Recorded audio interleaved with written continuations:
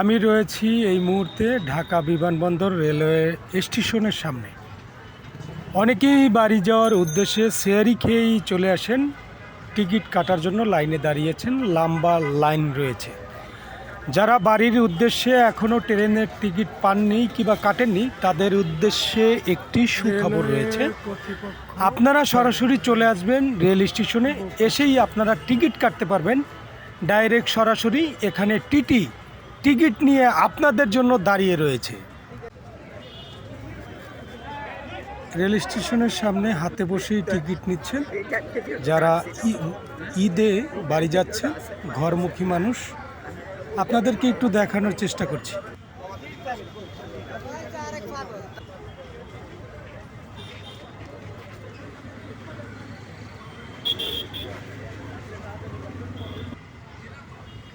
সবাই আসলে ভালো থাকুন, সুস্থ থাকুন। সবাইকে আমার পক্ষ থেকে আসসালামু আলাইকুম। রেল স্টেশনগুলোতে অনেক ভিড় রয়েছে, তারপরে সবাই সাবধানে ওঠানামা করবে।